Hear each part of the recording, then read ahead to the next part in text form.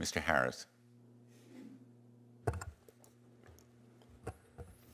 Chairman Blumenthal, Ranking Member Hawley, and members of the committee, it is an honor to appear before you today to discuss the harms and risks of artificial intelligence.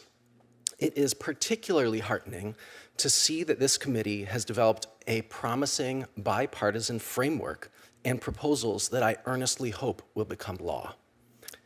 In the past 2 years, there have been striking changes across the industry. Trust and safety teams have shrunk dramatically. Secrecy is on the rise, and transparency is on the decline.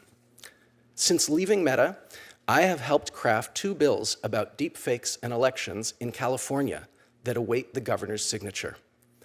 Working closely with policymakers in California, Arizona, and internationally, I am more convinced than ever that effective oversight of AI is possible. Today, there are 3 things that I hope you take away from my testimony.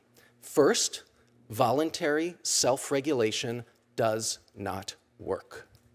Second, many of the solutions for AI safety and fairness already exist in the framework and bills proposed by the members of this committee. Third, as you said, not all the horses have left the barn. There is still time to act. Back to my first point, voluntary self-regulation is a myth. Take just one example from my time at Facebook. In 2018, the company set out to make time on their platforms into time well spent, reducing the number of viral videos and increasing more meaningful content from friends and family. The voluntary policy opened up a vacuum that TikTok was more than happy to step into.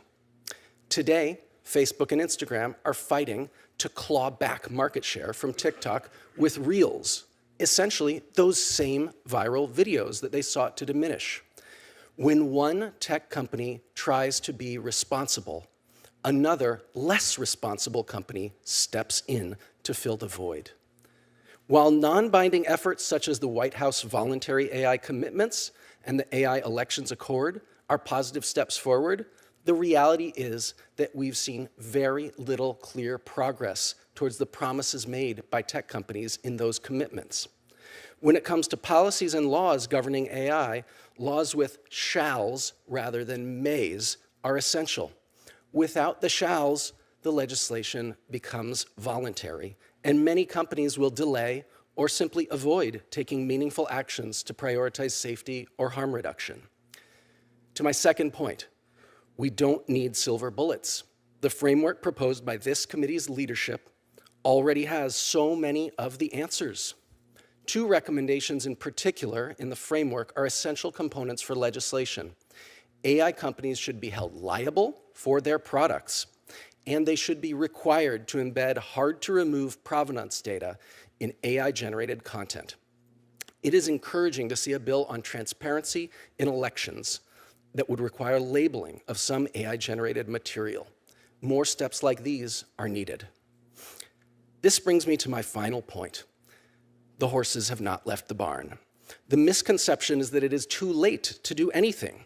It can be dizzying to watch the fast-paced releases of AI voice and image deepfakes, but the growing role of biased AI systems making decisions about our lives. But there are still so many more uses of AI technology that have not yet seen the light of day. Next come the realistic video deepfakes, live audio deepfakes that can interact with millions of people at once, personalized election disinformation calls, large-scale automated sextortion schemes targeting children. Those are just a few of the ones that we see on the horizon. We need to move quickly with binding and enforceable oversight of AI. It is possible. If you take action now on the promising framework and bills already before you, you can rein in the Clydesdales and the centaurs waiting just behind the barn door. Thank you. I'm sorry, Mr. Harris, you said in your testimony, quote, trust and safety teams have shrunk dramatically, secrecy and lack of transparency have increased. Is that true across the board of all companies? Thank you so much, Senator Blumenthal, for the opportunity to answer that question. I have appended in the appendices to my written testimony a report by an organization called the Free Press that is entitled The Big Tech Backslide. I would encourage you and your colleagues to visit this report. It's the most comprehensive study that I have seen so far about the backslide. The backslide consists in part of just removing the people from those teams. It has been reported that Elon Musk let go of 81% of the staff of Twitter after purchasing it. We saw large layoffs across the board in the entire sector, but part of the backslide is also the retreat from policies, specific policies that the companies have designed to keep our elections safe. So I do believe that I personally have observed one company that has actually made strides forward and hired many people during this same period of the past 2 years, and you're not going to like the one that it is, but it's TikTok. Honestly, TikTok has been hiring a lot of the people who were let go from many of those other companies. But the measure of their commitment to some oversight and safeguards is their investment in that kind of, in effect, trust and safety teams, and they have been backsliding, which belies their stated commitment to trust us, we'll do it. There are two studies. You mentioned a study, Mr. Harris, which we will put in the record along with your testimony. I want to mention two others. A Stanford Internet Observatory report this past December that found that the training data sets used by AI companies are filled with thousands of known images of child sexual abuse. Possessing that kind of material is a crime, and as you wrote, Dr. Mitchell, in your testimony, training AI with these kinds of abusive materials means there's a good chance that the model will generate new abuse material. The second study is a survey released last month by the anti-exploitation group Thorn. 1 in 10 preteens and teens reported that their friends or classmates had used AI tools to generate sexual images of other kids. 1 in 10 preteens and teens saying they'd use these tools to generate sexual images of their peers. So these new AI tools, which are trained on child sexual exploitation, are fostering sexual harassment of young people, and the apps to create that abuse material are easy, they're free to find on Google and Apple app stores right now. Possessing and creating child abuse material, clear example of the problems with this race to the market, which can easily turn into a race to the bottom. There must be steps that generative AI companies can be taking to make sure their tools aren't being trained on illegal child exploitation material and aren't creating these kinds of abusive images of anyone, let alone kids. Would you agree? And what kinds of steps should these companies be taking? Yes, thanks for the question. So this speaks to a few different issues that I think I also hit on in my written testimony. So one is just how data analysis is really not a norm within AI culture generally. And so we don't really understand when we're training a model what might be in the data. And part of my work has actually tried to invent methods in order to probe data sets, in order to figure out possible problematic content. And it falls on deaf ears. There really isn't an interest in it.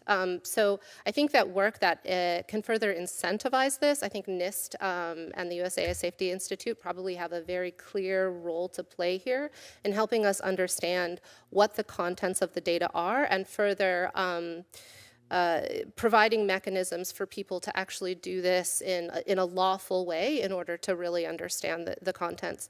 I'll also add, this is just sort of insider knowledge that might be useful for you to know. A lot of the data that ends up being used in machine learning systems are collected via an organization called Common Crawl. I do wonder if there might be room for the government to help Common Crawl to analyze the data before it's released at all, which would stop the further proliferation right where it starts. And the last part I want to make is this is also where watermarking and provenance information is really key, including invisible watermarking, which is open research, but something that would be very, very helpful in order to trace back where this came from. If I could add, Senator Blumenthal? Absolutely. So yes, I agree with the statements that you made, and I think there are a few lessons that we should learn from this current situation. One is, again, voluntary self-regulation does not work. There is another public statement about this topic that was signed by a number of companies that signed on to what Thorne and All Tech is Human, another tech nonprofit, called the Safety by Design Principles.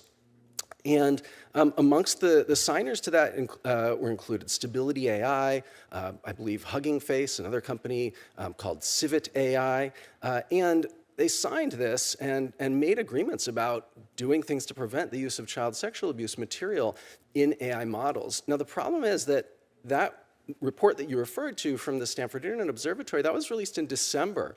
But until just a few weeks ago, there had been no moves to actually take down the offending AI models in any serious way.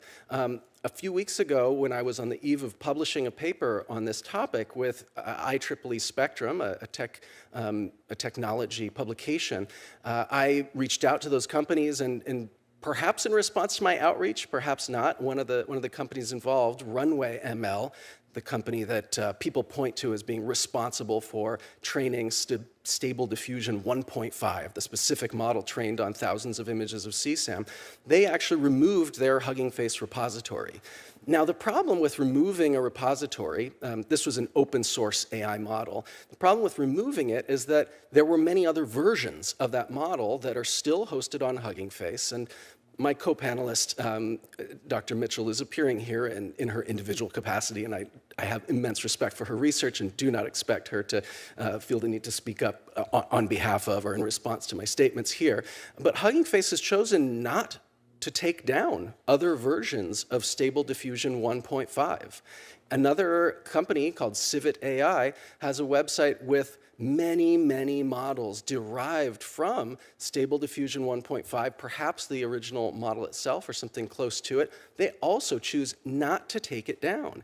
And these are the open source models that are likely behind. The report that I shared with you from Graphica that will also go into the record states that a big reason for the rise of these undressing or nudifying apps is the advancement of open source AI image generation tools. And until we can get the companies that are hosting these tools to take just the minimum level of responsibility. I mean, I've done content moderation before. I've worked on this issue. If something is called Stable Diffusion 1.5, Stanford says that was trained on child sexual abuse material, why let someone upload something called Stable Diffusion 1.5 today? After it was taken down, more people uploaded dozens more versions of it. Great. Any other comments on that question? Dr. Mitchell. Yeah, I mean, I'd love to follow up with you if that's the case. I wasn't aware of that. So that's very important information for me to know.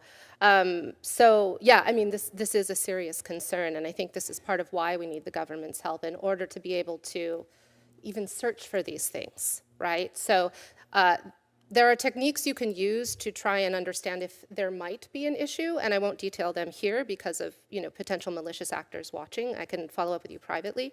But trying to specifically identify the content, I think, breaks several laws.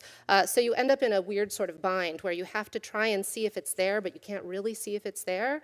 And then it ends up with potentially censoring some content that really shouldn't be censored. So it is really, really difficult, and we could use the government's help on this directly. I think all of you have made the point that we can't rely on the companies alone to take action because of the incentives that they have and that they communicate to their employees, which are get to the market as soon as possible, and let's worry about hindsight afterward.